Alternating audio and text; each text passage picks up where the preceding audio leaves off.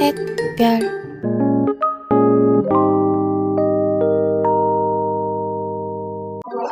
Assalamualaikum warahmatullahi wabarakatuh.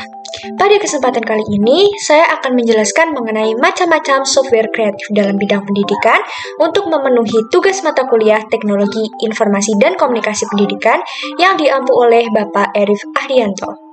Sebelumnya kita kenalan dulu nih. Perkenalkan, nama saya Indah Kalicayani. Saya mahasiswa dari Universitas Negeri Malang, Fakultas Ilmu Pendidikan, Prodi Pendidikan Guru Sekolah Dasar, tahun 2022. Nah, kita langsung aja ya masuk ke materi yang pertama. Oke, materi yang pertama yaitu macam-macam software kreatif yang dapat digunakan dalam bidang pendidikan. Nah, kita harus tahu dulu nih pengertian dari software itu sendiri. Nah, software itu terdiri dari dua kata.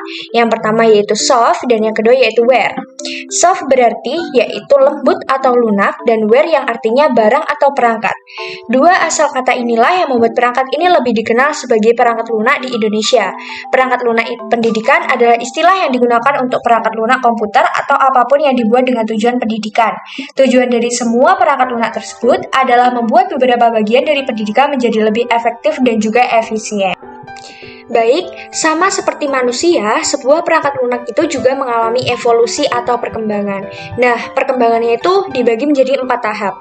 Tahap yang pertama yaitu periode pioner. Ini terjadi pada rentak tahun 1950 sampai 1963. Pada tahun ini, perangkat lunak itu berbentuk sambungan-sambungan kabel antar bagian dalam komputer. Biasanya penggunaan komputer saat itu masih digunakan secara langsung untuk sebuah program, sebuah mesin dengan tujuan tertentu.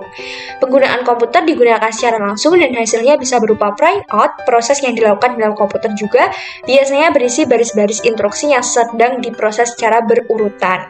Jadi ini tuh benar-benar masa yang paling awal dari perangkat lunak. Lanjut yang kedua yaitu periode stabil terjadi pada rentak tahun 1963 sampai 1980. Pada tahun ini, penggunaan komputer itu udah cukup meluas dan banyak ke berbagai kalangan. Perusahaan perangkat lunak juga bermunculan seperti Microsoft yang didirikan oleh Bill Gates. Nah, satu perangkat lunak juga bisa digunakan oleh banyak pengguna atau sering disebut sebagai multi-user. Dan muncul juga sistem basis data yang memisahkan antara program yang diproses dengan data yang diproses.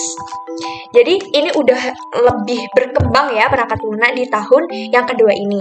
Lanjut yaitu tahun yang ketiga yaitu disebut sebagai periode mikro. Terjadi pada rentak tahun 1980 hingga 1990. Pada periode ini perangkat lunak itu dibedakan menjadi dua, yaitu yaitu yang pertama sistem dan yang kedua aplikasi. Kalau yang sistem itu biasanya menangani masalah internal dari perangkat lunak sendiri. Kalau sedangkan aplikasi itu biasanya itu berfungsi digunakan secara langsung oleh user atau penggunanya. Pada tahun ini kan tahun 90-an ya, yaitu ada Google, terus ada Skyhive, ada Amazon, kayak gitu-gitu di tahun ini. Terus yang terakhir yaitu sampailah kita di periode modern yang terjadi pada rentak tahun 1990 sampai sekarang. Pada masa sekarang ini kan, perangkat lunak itu udah banyak banget digunakan di alat elektronik dan juga udah banyak orang yang bekerja sebagai operator perangkat lunak. Jadi perangkat lunak itu bukan pekerjaan yang bisa dilakukan oleh segelintir orang lagi, melainkan udah banyak orang yang bisa mengaksesnya, menggunakannya, menjadikan operator seperti itu. Namun, untuk bisa mengaplikasikan atau bisa menjadi sebuah operator perangkat lunak, ya perlu mendalami tahapan proses yang melibatkan berbagai disiplin ilmu. Misalnya ya belajar otodidak ataupun menempuh dengan sekolah seperti ya sekolah biasa seperti itu dan universitas atau sekolah tinggi seperti itu. Selanjutnya yaitu macam-macam dari software. Yang pertama itu ada sistem penulisan, yang kedua software grafis, yang ketiga software referensi, yang keempat penerbitan desktop, yang kelima tutorial software, yang keenam game edukasi, yang ketujuh simulasi, yang kedelapan software board dan praktek, yang kesembilan software pemecahan masalah, yang kesepuluh software utilitas, dan yang kesebelas atau yang terakhir yaitu software yang untuk berkebutuhan khusus atau untuk anak-anak disabilitas seperti itu ya. Nah, sekarang kita masuk nih ke macam software kreatif dalam bidang pendidikan. Yang pertama yang akan kita bahas terlebih dahulu yaitu Brainly. Nah, semuanya udah pada nggak asing lagi kan sama aplikasi satu ini, yaitu Brandly. Nah, aplikasi Brandly itu aplikasi yang digunakan untuk diskusi tanya-jawab. Nah, Brandly itu hadir dengan sistem tanya-jawab di mana seseorang pengguna dapat menuliskan pertanyaan mengenai suatu mata pelajaran yang kemudian pengguna lain akan menjawabnya. Aplikasi Brandly ini tentu sangat membantu para peserta didik dalam mengerjakan tugasnya. Dalam aplikasi Brandly itu, kita itu bisa menanya soal, terus yang kedua kita juga bisa menjawab soal. Nanti kalau kita menjawab soal, kita dapat poin dari jawaban yang kita kirimkan. Lanjut, bagaimana kita cara menggunakan Brandly? Yang pertama, masuk ke aplikasi Brandly itu sendiri, dan yang kedua, membuat akun Brandly. Tapi kalau teman-teman semua udah pada punya akun Brandly, langsung masuk aja ya. Terus yang ketiga yaitu membuat pertanyaan dengan klik yuk tanya.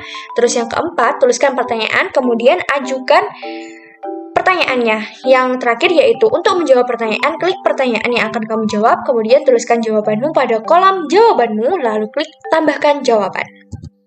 Nah, lanjut nih. Kita ke aplikasi yang kedua, yaitu Google Classroom.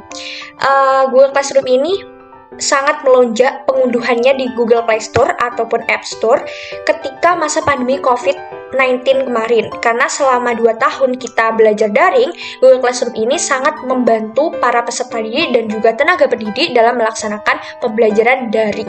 Nah, kenapa bisa seperti itu? Karena aplikasi ini tuh basisnya itu seperti ruang kelas, ya namanya saja Google Classroom ya. Jadi dalam aplikasi ini sudah seperti interaksi di dalam kelas. Seorang guru bisa mengirimkan tugasnya ataupun instruksi pengerjaan tugas melalui aplikasi ini. Dan juga seorang peserta didik itu bisa mengunduh tugas dan juga menjawab tugas yang diberikan oleh tenaga pendidik. Dan juga bisa diunggah. Dan di Google Classroom itu kita juga bisa ada fitur kayak tanya jawab, terus fitur menjawab soal, terus kayak fitur chatting itu juga ada di situ, di kolom komentarnya gitu kan. Nah, kegunaan Google Classroom untuk mengorganisir tugas, meningkatkan kolaborasi, dan mendorong komunikasi. Classroom tersedia di web ataupun aplikasi seluler. Jadi kalau mereka yang nggak punya aplikasinya, itu nggak apa-apa, karena kita bisa mengaksesnya itu melalui websitenya, yaitu Google Classroom. Terus, seseorang dapat menggunakan Google Classroom dengan berbagai alat yang telah Anda gunakan, seperti Gmail, Google Dokumen, dan Google Calendar. Itu ada di dalam aplikasi ini ya. Terus yang selanjutnya yaitu cara menggunakan Google Classroom. Bagaimana sih caranya? Nah, simak ya. Yang pertama yaitu buka aplikasi Google Classroom. Terus pada halaman kelas, klik tambahkan melalui icon plus dan pilih buat kelas. Selanjutnya masukkan nama kelas dan memasukkan deskripsi singkat mulai dari bisa kelas, jadwal kelas, bagian, dan juga masukkan detail kecil lainnya. Terus yang selanjutnya yaitu cara menambahkan mata pelajaran, yaitu dengan klik mata pelajaran dan masukkan nama atau klik salah satu nama dari daftar yang muncul ketika dimasukkan teks. Masukkan lokasi kelas, klik ruangan dan masukkan detailnya. Lalu klik buat dan selesai. Selanjutnya yaitu aplikasi Canva. Ini udah nggak asing ya untuk mereka yang suka banget dalam hal matematika, karena platform ini tuh menyediakan soal tanya jawab tentang matematika atau tentang hitung-hitungan. Nah, platform Canva merupakan media pembelajaran berbasis AI yang dikembangkan oleh Matt Plesko asal Korea Selatan. Aplikasi ini berfungsi untuk membantu siswa dalam menjawab soal matematika yang sulit untuk dikerjakan. Cukup dengan memfoto soal cekrek, maka jawaban dari soal tersebut akan muncul beserta cara pengerjaannya. Mudah banget bukan? Terus kegunaan Canva itu apa sih? Kegunaan Canva berfungsi untuk penunjang kemudahan terutama di bidang matematika. Canva itu menyediakan fitur scan soal, kalkulator yang lengkap, dan juga foto soal yang udah ada di device kalian gitu. Jadi tinggal di scan gitu. Jadi ada foto, scan, dan juga kalkulator. Jadi itu lengkap banget loh untuk mereka yang suka matematika. Nah, kita tadi kan udah membahas mengenai macam-macam software kreatif di bidang pendidikan. Gimana nih teman-teman? Udah ada gambaran kan sedikit banyak gitu mengenai software kreatif di bidang pendidikan? Nah, kita tadi juga udah membahas nih mengenai perkembangan teknologi dari zaman ke zaman. Rasanya itu kurang afdol kalau kita nggak nonton videonya. Yaudah, habis ini kita langsung nonton videonya ya tentang perkembangan teknologi dari zaman ke zaman. Simak terus ya.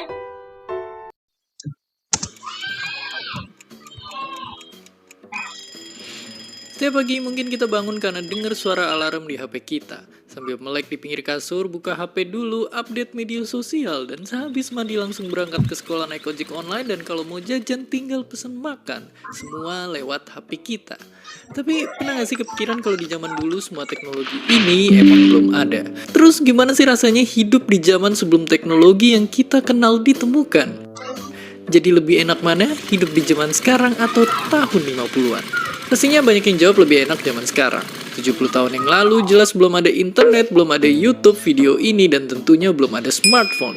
Tiap pagi dibangunin sama jam waker. Kalau mau nelpon orang kita harus pakai telepon ribet yang mesti diputar-putar. Kalau mau dengerin musik kita harus pakai alat gede ini buat mainin piring yang gak kalah gede. Berangkat pergi mesti jalan kaki, kalau jauh baru naik delman. Sungguh sangat ribet. Tapi dimanakah sekarang benda-benda ini? Bagaimana bisa semua hal yang ribet ini dimasukin ke HP kita yang kecil?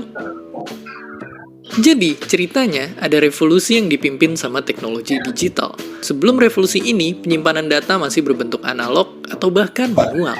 Buat ngirimnya juga belum canggih-canggih banget. Tapi dengan teknologi digital ini pastinya semuanya jadi lebih cepat dan praktis. Tapi bayangin dulu kita nyimpen data-data masih ditulis di kertas, sedangkan satu CD bisa nyimpen data sama dengan 19 meter tumpukan kertas. Dan akhirnya zaman sekarang kita udah biasa banget nemuin memori 1 tera. Padahal kalau dijadiin tumpukan kertas juga bakalan setinggi Gunung Everest yang ditumpuk 3. Ini karena semua data direkam dan dikirim dalam bentuk kode angka. Dan semakin teknologi terus maju dan maju, semua ujungnya ke satu penemuan yang penting banget. Internet. Munculnya internet bikin perkembangan teknologi melesat kencang. Dulu buat nonton film kita harus ke bioskop dan ngantri panjang banget buat beli tiket. Sekarang kita tinggal buka HP dan pesen tiket online. Bahkan udah ada ribuan film siap ditonton lewat sentuhan tangan. Untuk belanja dan bertransaksi, kita nggak perlu lagi ke bank buat ngambil uang. Di zaman dulu pun, bank itu pakai sistem barter alias nggak segampang transaksi di hari ini. Sekarang ini, ibaratnya bank pun udah masuk ke HP kita. Dan karena smartphone udah bisa ngelakuin apa aja, banyak juga orang yang punya lebih dari satu. Saking banyaknya pengguna HP, kalau semua smartphone aktif di dunia dijejerin, barisannya bakal muterin bumi 10 kali. Sungguh sangat banyak. Jadi, kalau di sisi teknologi, emang zaman sekarang menang telak. Yang dulu perlu banyak tempat penyimpanan harus kesana kemari, atau harus nunggu lama, sekarang ada semua di HP kita. Asal jangan sampai kecanduan stalking sosial media mantan tiap malam, dan seperti biasa, terima kasih.